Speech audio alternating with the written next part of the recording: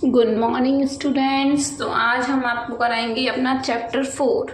हमने अब तक चैप्टर 3 कंप्लीट कर लिए थे, राइट। तो हम बात कर रहे हैं class 8 count on tips book की। ओके, तो हमने अब तक चैप्टर 3 मतलब cube and cube roots complete कर लिया था, जो हमने लास्ट वीडियो में कंप्लीट किया था। अब हम करें यहाँ पर अपना फोर्थ चैप्टर का नाम है एक्सपोनेंट्स एंड पावर्स, जहाँ यहाँ हम एक्सपोनेंट्स और पावर्स के बारे में आपको बताएंगे कि क्या हमारा एक्सपोनेंट्स होता है और क्या हमारा पावर होता है। ठीक है, तो आप यहाँ कुछ देखिएगा, एक्सपोनेंट्स एंड पावर्स। एक्सपोनेंट्स कौन से होते हैं? When a number is multiplied by itself number of times it can be represent using exponent.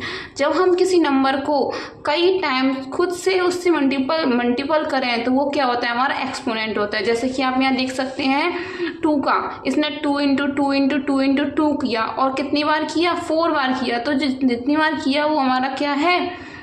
लगा दिया तो राइट, तो हमारा क्या बन गया? ये हमारा इसका एक्सपोनेंट। इसका मल्टीप्लाई करके क्या आया? 16 आया।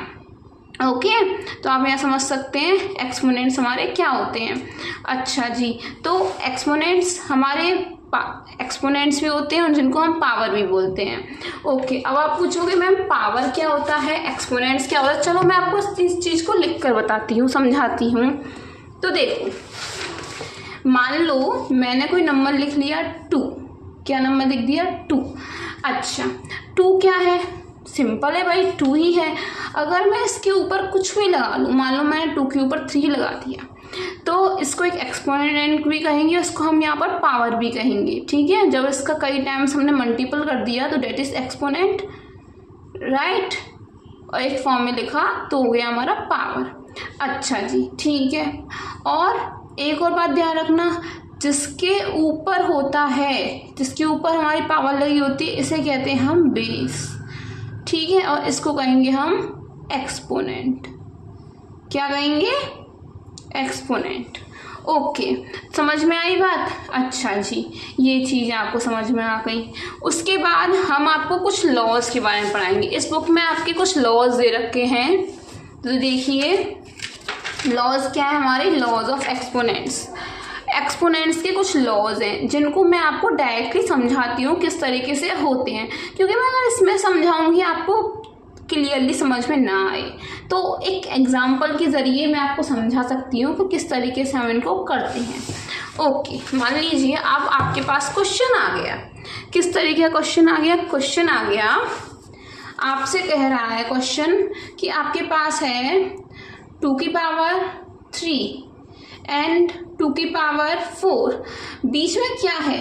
बीच में यहाँ पर हमारा मल्टीपल का निशान है। ठीक है, साइन किसका? मल्टीप्लाई का। जब साइन मल्टीप्लाई का, उसका मतलब ये है पावर्स को जोड़ दिया जाता है, पावर्स को ऐड कर देंगे। तो याद रखना यहाँ आंसर क्या आ जाएगा? 7। अच्छा जी, अगर यहाँ ये तो मैंने बताया 1 नंबर 1, नंबर 2 लो। इसी तरीके से जैसे हमने यहाँ बताया, मान लो 2 की पावर 4 है, यहाँ मल्टीप्लाई की जगह मैंने क्या लगा दिया? डिवाइड लगा दिया। 2 की पावर मैं लिख दूँ 2।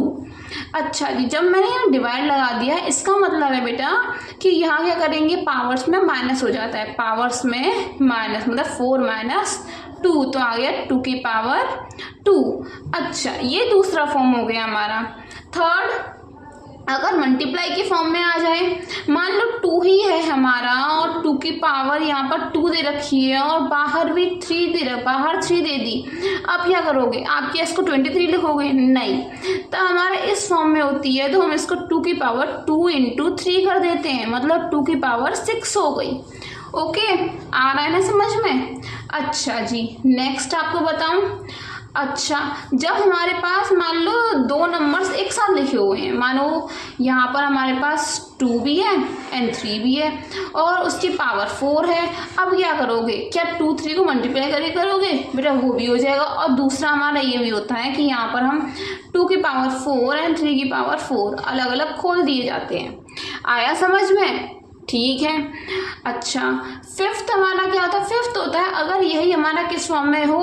अपॉन की। मान लो मैंने 2/3 लिखा एंड पावर, चलो उसी तरह मैं एक 3 पावर ले लेती हूँ। अब क्या करेंगे? इसका मतलब ये है कि 2 की पावर भी 3 है और 3 की पावर भी 3 है। इस तरीके से खोल दिए जाते हैं। ये समझ में आया? अच्छा, अगर कोई नेगेटिव फॉर्म में हो, आप मुझसे पूछे मैम अगर कोई नेगेटिव फॉर्म में दे रखा हो तो ये भी एक है हमारे पास।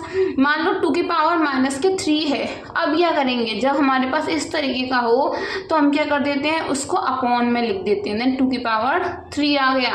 और इसी को उल्टा हो रहा हो, मतलब इस तरीके से लिखा हो 1/2 की पावर -3 लिखा हो, तो हम क्या करेंगे, उसको ऊपर कर देंगे, 2 की पावर 3 आ जाएगा।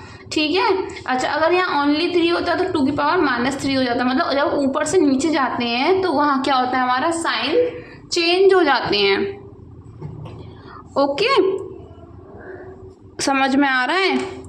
अच्छा जी, ठीक है। अब आपकी बात करते हैं एक्सरसाइज की।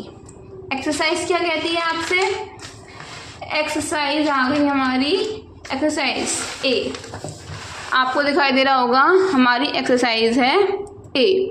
ठीक है, एक्सरसाइज ए में हमारे क्या क्वेश्चंस हैं, तो देखो एक्सरसाइज ए के क्वेश्चन है हमारे, right the base and exponents of the following. आपको यहाँ पर इनके बेस और एक्सपोनेंट्स बताने हैं, मतलब सबसे इजी। ओके, तो चलो मैं आपको ये करके बताती हूँ किस तरीके से होगा, देखिए समझिएगा। हम करेंगे यहाँ पर एक्सरसाइज ए के क्वेश्चन 1 के फर्स्ट क्वेश्चन। ओके, तो क्या है हमारे पास x की पावर -5 और क्वेश्चन में कह रहा है कि यहाँ पर बेस और एक्सपोनेंट्स अलग करने हैं। मैंने आपको बताया था इसे कहते हैं बेस और पावर को कहते हैं एक्सपोनेंट। तो बेस क्या है, तो बेटा बेस हो जाएगा हमारे यहाँ पर x और एक्सपोनेंट हो जाएगा हमारे यहाँ पर -5। बस इतना करना है आपको। b क्या है, b है 25 हमारा। अब यहाँ बोलेंगे हमारा बेस क्या है, भाई यहाँ कुछ नहीं है, मतलब इसके ऊपर 1 लगा हुआ है। ठीक है, तो बेस क्या है, बेस है हमारा 25, राइट। अच्छा, तो पावर क्या है हमारा, एक्सपोनेंट क्या है, तो यहाँ एक्सपोनेंट हो जाएंगे 1। ओके, समझ में आ गई बात? अच्छा जी, अब बात होती है, अब सी बताती हूँ मैं आपको, आपके लिए दूंगी क्वेश्चंस। ओके, अच्छा एक चीज और सुनिएगा, कभी भी हमारे पास मान लीजिए 2 की पावर 0 दे रखी हो, इसका मतलब है ये पूरा क्या है, 1 है। ठीक है। अच्छा, अगर मान लो 70 मतलब 25 की पावर 0 हो तो उसका भी बेटा मतलब 1 ही होगा।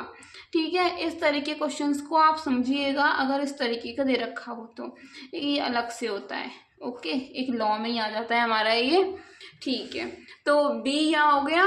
सी बताती हूँ मैं आपको, सी क्या कहता है, 9 की पावर 7। अच्छा, तो बताओ हमारा बेस क्या है, बेस है 9 और एक्सपोनेंट क्या है, एक्सपोनेंट है 7। अच्छा, डी करके बताती हूँ, डी है हमारा 216। बेस क्या है बेटा, बेस हो जाएगा खुद 216, तो इसके ऊपर कुछ नहीं मतलब 1, तो एक्सपोनेंट क्या हो जाएगा, एक्सपोनेंट हो जाएगा 1। आ गया ना समझ में? तो आप बिल्कुल उसी तरीके से इन क्वेश्चंस को करना।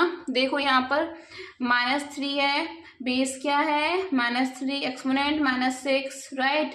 तो बेस √11 और एक्सपोनेंट -p। तो इन दोनों को आप कमेंट में बताइए और मुझे बताइए कि आपको ये समझ में आया या नहीं, और कमेंट बॉक्स में इनके आंसर दीजिए, ज़्यादा हार्ड भी नहीं है।